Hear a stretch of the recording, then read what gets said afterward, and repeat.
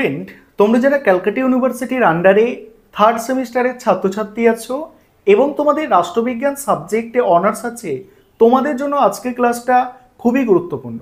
আজকের ক্লাসে তোমাদের ডিএসসিসি 3 পেপারের লাস্ট মিনিট সাজেশন নিয়ে আলোচনা করব এবং কেবলমাত্র সাজেশন নয়, আজকে তোমাদের এই ডিএসসিসি 3 পেপারের মক টেস্টের কোয়েশ্চেন পেপারও তোমরা পেয়ে যাবে। আমি সম্পূর্ণ বিষয়টা তোমাদের স্ক্রিন রেকর্ডের মাধ্যমে দেখাচ্ছি, তোমরা দেখে নাও তোমাদের সাজেশন এবং মক টেস্টের কোয়েশ্চেন পেপার। আর তোমরা যারা ইংলিশ ভার্সনের স্টুডেন্ট আছো, তোমরাও আজকে ক্লাসটা দেখো, কারণ তোমরাও সাজেশন এবং মক টেস্টের প্রশ্নপত্র ইংলিশে পেয়ে যাবে। আরেকটা বিষয় তোমাদের এখানে বলার আছে, তোমাদের জন্য অনলাইন কোচিং ক্লাস চলছে। তোমরা যদি কেউ পরবর্তী সেমিস্টার অর্থাৎ ফোর্থ সেমিস্টারের জন্য অ্যাডমিশন নিতে ইচ্ছুক থাকো, তাহলে স্ক্রিনে দেওয়া নম্বরে যোগাযোগ করে অ্যাডমিশন নিতে পারো। তোমাদের ফোর্থ সেমিস্টারে 4টে ডিএসসিসি পেপার পড়তে হবে, সিলেবাস কিন্তু অনেকটাই টাফ আছে, সেই কারণে তোমরা এখন থেকে অ্যাডমিশন নিতে পারো, কারণ আমাদের অলরেডি অনেকে অ্যাডমিশন নিয়ে নিয়েছে এবং তোমাদের থার্ড সেমিস্টারের পরীক্ষার পরেই আমাদের ফোর্থ সেমিস্টারের ক্লাস কিন্তু শুরু হয়ে যাবে।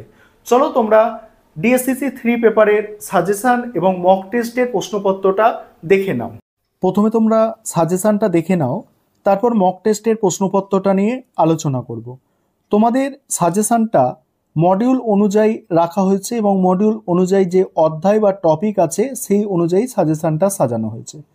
তোমাদের প্রথম যে মডিউল অর্থাৎ 1 নম্বর মডিউল, সেখানে প্রথম টপিক যেটা আছে দেখছো তোমরা, এই প্রথম টপিক থেকে যে প্রশ্নগুলো আছে দেখো, প্রথম প্রশ্নটা সব থেকে গুরুত্বপূর্ণ প্রশ্ন।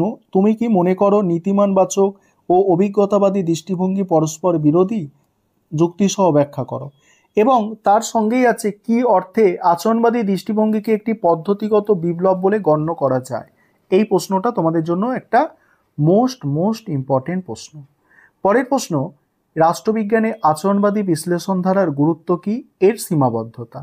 তারপরে এই প্রশ্ন তোমরা দেখতে পারো যে রাষ্ট্রবিজ্ঞানের আলোচনায় ব্যবস্থা জ্ঞাপক দৃষ্টিভঙ্গি এবং কাঠামো কার্যগত দৃষ্টিভঙ্গি আলোচনা করো, এই প্রশ্নও দেখতে পারো। দেখো, এই political science subject question paper কিন্তু ইউনিভার্সিটি একটু কঠিন করছে। প্রথম সেমিস্টারে যেটা দেখা গেছে, কোয়েশ্চেন পেপার অনেকটাই কঠিন, সিলেবাস ভালো করে বুঝে না পড়লে সেখানে উত্তর দেওয়া যাবে না। তাই এখানে প্রশ্নের সংখ্যা একটু বেশি রাখা হয়েছে, তবে যেগুলো মোস্ট ইম্পর্টেন্ট প্রশ্ন সেগুলো স্টার দিয়ে চিহ্নিত করা হয়েছে।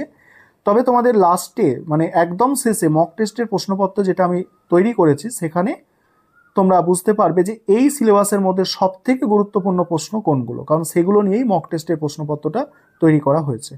এখানে আরও দুটো প্রশ্ন আছে, তোমরা দেখে নাও। এবার 5 নম্বরের জন্য যেগুলো তৈরি করবে, দেখো নীতিমানবাচক দৃষ্টিভঙ্গি আচরণবাদী দৃষ্টিভঙ্গির পার্থক্য, তারপরে নয়া আচরণবাদী দৃষ্টিভঙ্গির বৈশিষ্ট্য, আধুনিক রাষ্ট্রবিজ্ঞান চর্চায় কাঠামো কার্যগত দৃষ্টিভঙ্গির অবদান, তারপরে রাজনীতি পাঠে নীতিমানবাচক দৃষ্টিভঙ্গির সীমাবদ্ধতাগুলি লেখো। এবার দেখো দ্বিতীয় যে টপিক আছে, দ্বিতীয় টপিকে একটা মোস্ট ইম্পর্টেন্ট প্রশ্ন আছে, বড় প্রশ্ন, 10 বা 20 নম্বরে, উদারনীতিবাদের বিবর্তন বা উদারবাদের বিবর্তন। এটা ভালো করে দেখবে, ভালো মানে কি, খুব ভালো করে দেখতে হবে। তারপরে আরেকটা প্রশ্ন এখানে আছে, রাষ্ট্রের প্রকৃতি সম্পর্কে নয়া উদারনৈতিক তত্ত্ব আলোচনা করো। 5 নম্বরের দুটো প্রশ্ন আছে, তোমরা দেখতে পাচ্ছ। তারপর 3 নম্বর টপিক এখানে আছে, দেখো 3 নম্বর টপিক দিয়ে যে প্রশ্নগুলো আছে, প্রথম প্রশ্ন আছে আধুনিক রাজনীতি চর্চায় উত্তর উপনিবেশবাদ দৃষ্টিভঙ্গির ওপর টিকা। তারপর নারীবাদ পিতৃতান্ত্রিকতাকে নিষ্পেষণ, না মানে নারীবাদ পিতৃতান্ত্রিকতার নিষ্পেষণ উন্মোচিত করে, এটা বিবৃতিটা ব্যাখ্যা করতে বলা হয়েছে।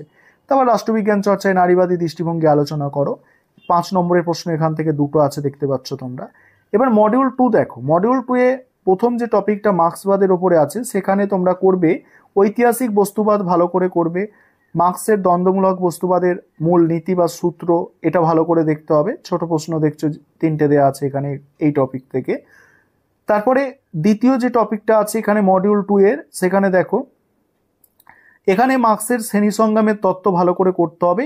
আর মার্ক্সের রাষ্ট্রচিন্তায় মানে মার্ক্সবাদী চিন্তায় রাষ্ট্রের আপেক্ষিক স্বাতন্ত্র্যের ধারণা, এটা ভালো করে করতে হবে। 10-20 নম্বরের জন্য এই দুটো ভালো করে করবে। এখানে 5 নম্বরের 4টে প্রশ্ন দেওয়া আছে, যেগুলো মোস্ট ইম্পর্টেন্ট, স্টার দিয়ে চিহ্নিত করা আছে। এবারে দল সম্পর্কে দেখো, দল সম্পর্কে যে প্রশ্ন আছে এখানে, ওই পার্টির সম্পর্কে লেনিন রোজা লুক্সেমবার্গের বিতর্ক, মোস্ট ইম্পর্টেন্ট একটা প্রশ্ন।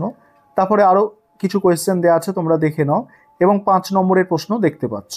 ইংলিশ ভার্সন তোমরা যারা আছো তোমরা দেখে নাও, সাজেশনটা সম্পূর্ণ সাজেশন দেখে নাও। ইম্পর্টেন্ট প্রশ্ন যেগুলো মোস্ট ইম্পর্টেন্ট সেগুলো স্টার দিয়ে চিহ্নিত করা আছে, এবং এরপরে তোমাদের আমি মক টেস্টের প্রশ্নপত্রটা নিয়ে আলোচনা করব। আগে তোমরা যারা ইংলিশ ভার্সন আছো তোমরা দেখে নাও, এটা দেখো, এটা তোমাদের সাজেশনটা পুরো দেখিয়ে দিচ্ছি। দেখো দেখো সম্পূর্ণ সাজেশন দেখো, তারপরে তোমাদের আমি মক টেস্টের প্রশ্নপত্রটা দেখাচ্ছি। দেখো এবারে তোমরা মক টেস্টের প্রশ্নপত্রটা দেখো ডিএসসিসি 3 পেপারে। দেখো এখানে তোমাদের 5 নম্বরের যে প্রশ্নগুলো দেওয়া আছে আগে দেখে নাও। 5 নম্বরের প্রশ্ন যেমন দেওয়া আছে, আধুনিক রাষ্ট্রবিজ্ঞান চর্চায় কাঠামো কার্যগত দৃষ্টিভঙ্গির অবদান উল্লেখ করো। রাজনীতি পাঠে নীতিমানবাচক দৃষ্টিভঙ্গির সীমাবদ্ধতাগুলি লেখো। মার্ক্সের শ্রেণী সংগ্রামের তত্ত্ব, উদ্বৃত্ত মূল্যের নীতি আর মার্ক্সবাদী চিন্তায় হবে বস্তু জগৎ ও চেতনা সম্পর্ক বিশ্লেষণ করো। মডিউল 1 থেকে দেখো, মডিউল 1 থেকে তোমাদের 20 নম্বরের যে দুটো প্রশ্ন দেওয়া আছে, একটা হচ্ছে রাষ্ট্রবিজ্ঞানে আচরণবাদী বিশ্লেষণ ধারার গুরুত্বের সীমাবদ্ধতা, আর একটা হচ্ছে উদারবাদের বিবর্তন। এগুলো 20 নম্বরের দেওয়া আছে।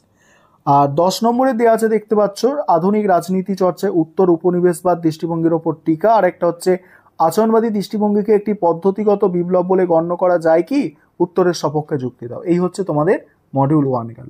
মডিউল 2 দেখো, আর শেষে আরেকটা বিষয় আবারও মনে করিয়ে দিচ্ছি, তোমাদের প্রথমেও বলেছি যে তোমাদের 4th সেমিস্টারের ক্লাস কিন্তু আমাদের 3rd সেমিস্টারের পরীক্ষা যেদিন শেষ হবে অনার্সের পরীক্ষা, তার পরের দিন থেকেই 4th সেমিস্টারে আমাদের ক্লাস শুরু। তো তোমরা যারা অ্যাডমিশন নিতে ইচ্ছুক আছো যোগাযোগ করে নেবে, স্ক্রিনে যে নম্বর দেখতে পাচ্ছ এই নম্বরে। মডিউল 2 থেকে দেখো 20 নম্বরের প্রশ্ন দিয়েছি আমি, মার্ক্সবাদী চিন্তায় রাষ্ট্রের আপেক্ষিক স্বাতন্ত্র্যতার ধারণা ব্যাখ্যা করো। আর মার্ক্সবাদী চিন্তায় পার্টির সম্পর্কে রোজা আর লেনিন লুক্সেমবার্গের বিতর্ক, বা লেনিন ও রোজা লুক্সেমবার্গের বিতর্ক। আর 10 নম্বরের প্রশ্ন আছে মার্ক্সের শ্রেণী সংগ্রাম, আর হচ্ছে মার্ক্সের দ্বন্দ্বমূলক বস্তুবাদের মূলনীতি। এই হচ্ছে তোমাদের মক টেস্টের কোয়েশ্চেন পেপার। এবার ইংলিশ ভার্সন তোমরা যারা আছো, আমি স্ক্রল করে যাচ্ছি, তোমরা দেখে নাও। ইংলিশ ভার্সানেও তোমাদের আমি মক টেস্টের প্রশ্নপত্রটা দিয়ে দিলাম, সম্পূর্ণ প্রশ্নপত্রটা দেখো।